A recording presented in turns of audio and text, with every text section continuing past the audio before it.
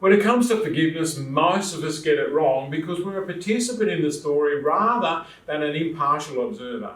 That means it's entirely possible that you're as much at fault as the person that you think offended you. If you can grasp the concept that you may in fact have taken offence when none was meant, you'll also be able to see that many conflicts can be resolved by sufficient recognition of our role in becoming offended. Okay, all good so far? Let's take it one level further. If I can recognise that my hurt from someone's words or deeds is real for me but not necessarily for them, then I can also recognise that the hurt is taking place inside of me, not being inflicted by them on me without me having a choice in the matter. This concept is fundamental to our understanding of life and the way that we can live it on our terms, so bear with me for a while I make the complex simple. Maybe I can describe it with a thought experiment. Imagine a totally dark room. No matter how hard you try, you've never adjusted to the zero light sufficiently to be able to see anything. So it's totally dark. There are 3 people taken into this room and given a chair. They're left on their chairs in this totally silent room. The door is locked. There's no indication that there will be any food or water or blankets or even rescue.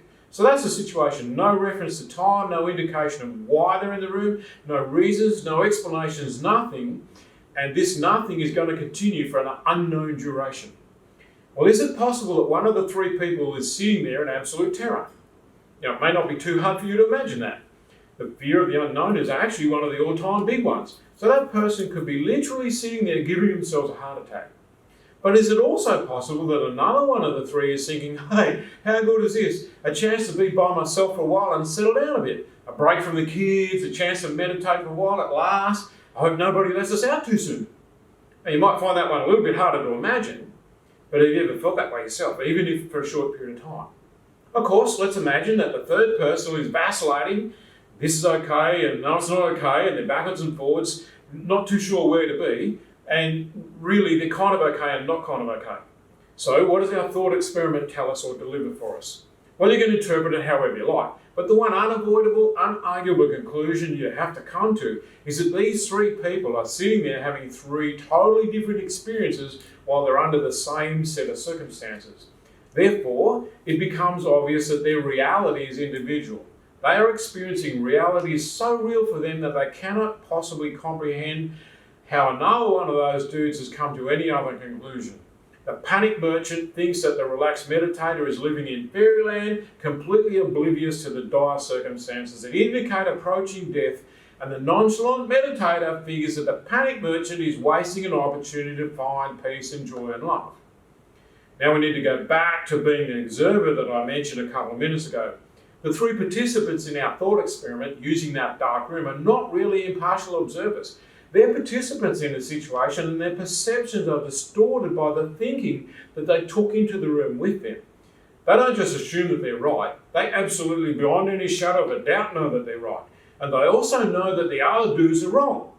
They know the other dudes are so wrong that they'll feel the need to go and work on challenging those people's minds or changing them if they can.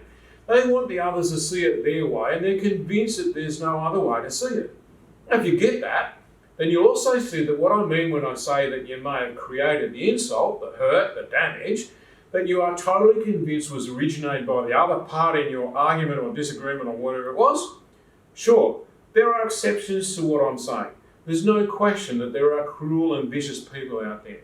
But the chances are pretty high that your biggest hurts have actually come from someone who was close into you, who is not really known for being motivated by the desire to just hurt for hurt's sake. So what's really going on and how does this relate to forgiveness? Look at it from this point of view.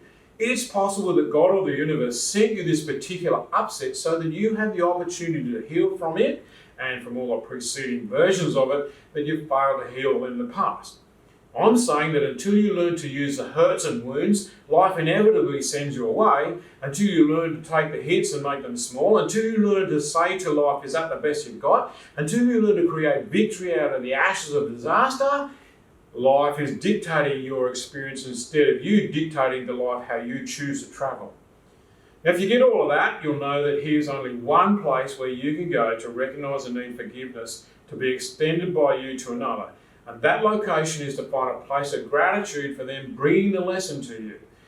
If you can't see that the person who offended you is life itself bringing you your next opportunity for growth, or you're condemned to the eternal battle to be right. Now you might win that battle, but you're always going to be right, but you're going to lose the war, and your life will be a tragedy because your ego prevailed over your spirit. It's when you're most damaged, when you're most disillusioned, most disappointed, that you most need to rise above that smallness and find grace and gratitude, dignity and compassion and understanding. Those emotions will define you, not the events that you use to create those emotions.